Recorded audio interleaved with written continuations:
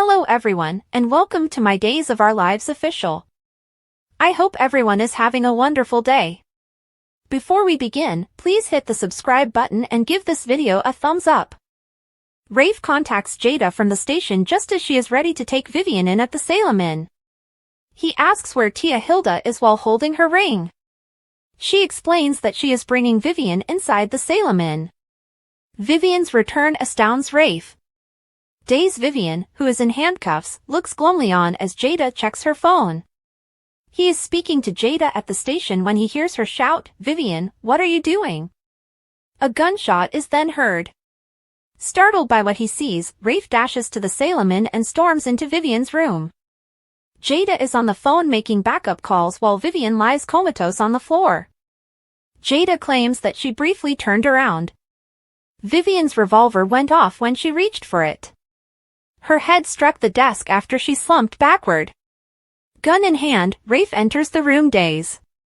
When Vivian awakens at the hospital, Jada and Rafe are standing over her, shackled to a bed. "How is her head feeling?" Rafe asks. Commissioner Hernandez is informed by Vivian that she wants Jada to be taken into custody for assault. Jada is the acting commissioner, according to Rafe, who says he is not returning to duty. Vivian insists on speaking with the mayor in order to have Jada dismissed from the force. That won't happen, they tell her. She has been apprehended and will shortly be taken to jail. "Nobody is going to help you," Rafe informs her. Vivian insists on talking to her attorney. Rafe informs her that she will be gone for a long time and that assaulting a police officer will be added to her charges. Jada promises to buy her a phone. Vivian and Jada Rafe at the hospital days. EJ phones Chad to check in at the DiMera home. He claims he has no idea what he is going through. At the Horton residence, Chad is simply thankful that he kept Kat a secret from the kids. EJ pledges to make sure Kat and Mark pay by using his resources as DA. EJ expresses his relief that Mark was unable to carry out his intended murder. Chad is thankful for his life, but he must relive the loss of Abigail. EJ expresses regret to him. As Ivan slips in, knocks down a vase, and slithers up the stairs, EJ hears a smash in the foyer. Chad is told by EJ that he must go look into the crash. Abruptly, Gabi hammers on the door, insisting on seeing Stefan. He believed she had finished with his brother, so he allowed her in. Stefan responds that he hasn't seen her, but she can check his room when she asks where he is. She makes the decision to do so and ascends the steps. Ivan quietly murmurs, "Don't worry, madam, I'll take care of everything," as he slips into Stefan's chamber upstairs. To give the impression that Stefan has left town, he packs up some of his belongings and takes a suitcase. Calling it a last thing to take care of, he then takes out an envelope. Ivan enters covertly dazed. Ivan conceals Stefan's bag behind a door while Gabi storms into Stefan's room. Ivan left an envelope for EJ, which Gabi notices. When EJ gets there, Gabi gives him Stefan's letter. By the time EJ opens and reads the clearly falsified letter, Stefan claims to be halfway across the Atlantic.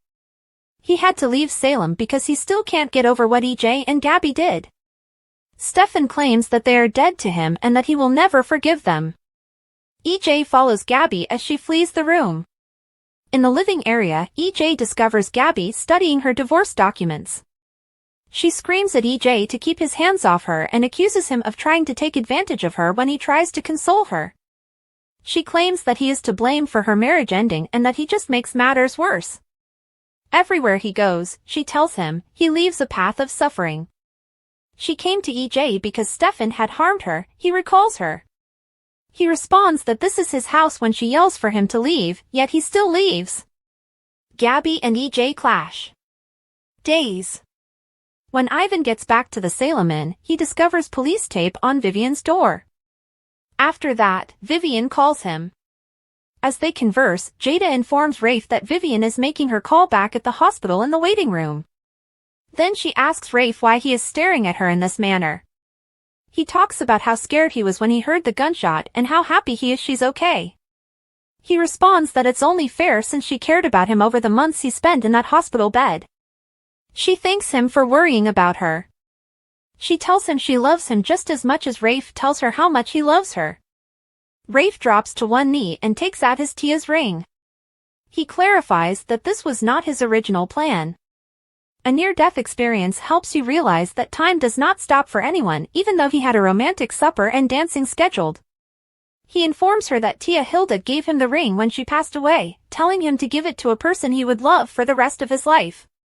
He proposes marriage to Jada. Rafe laughs that he wasn't anticipating an audience but wants an answer as all of the nurses and physicians pause to observe. Everyone cheers when Jada informs him that she will marry him, of course. Ivan, in the meantime, enters Vivian's chamber covertly and requests that she acquire a hacksaw so that she can be freed. She wonders what transpired at the mansion and won't allow him to take that chance. He claims that Gabi is upset after seeing EJ read the note to her after he left it. Vivian refers to it as a consolation award of some kind. Alone at the DiMera mansion, Gabi signs the divorce papers and agrees to grant Stefan his wish. The documents are signed by Gabi. Days. Chad has flashbacks to what transpired in Paris at the Horton residence. Steve arrives to see how he's doing.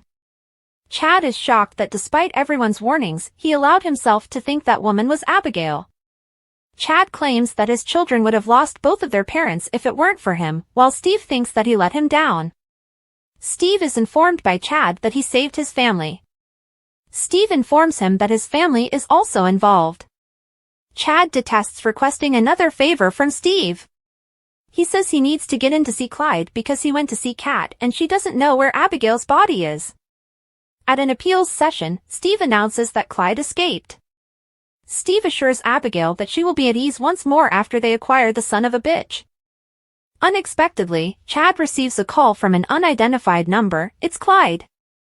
Chad must do something for Clyde before he will allow him to be reunited with what remains of his sweetheart. The audience doesn't hear his suggestion until he informs Chad about it. Chad is asked what's happening by Steve. Chad doesn't want to give Steve away, and Clyde is aware that Steve is present. Tell him to go to hell, Clyde says, if the response is yes. To which Chad replies, go to hell. That's a good response, Clyde says, and he'll get back to you with more information. After hanging up, Chad tells Steve that Clyde only wanted to brag and wouldn't tell him anything. Steve believes he should focus on finding Clyde. Kat and Mark discuss in their Salem Police Department cells how Chad came to meet Abigail since her remains had gone missing. She feels silly for assuming he was coming to see how she was doing. Mark claims they had no option, but she believes Chad didn't deserve what they did to him. Kat believes that they must be practical. Clyde has kept his word, and there is no chance that their mother is still alive. Mark is unsure of how they will explain to their siblings that they lost their mother twice.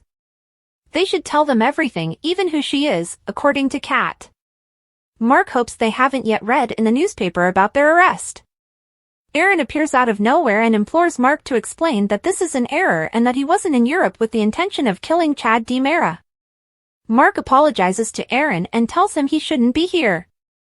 Aaron demands to know what is happening and claims that he should be because he lied to him and Felicity. Mark clarifies that he had no other option and that he would have killed their mother if he hadn't followed this maniac's instructions. Aaron responds, Mom is already dead, what are you talking about, as Kat shakes her head. Why is he staring at the woman in the other cell, Aaron asks.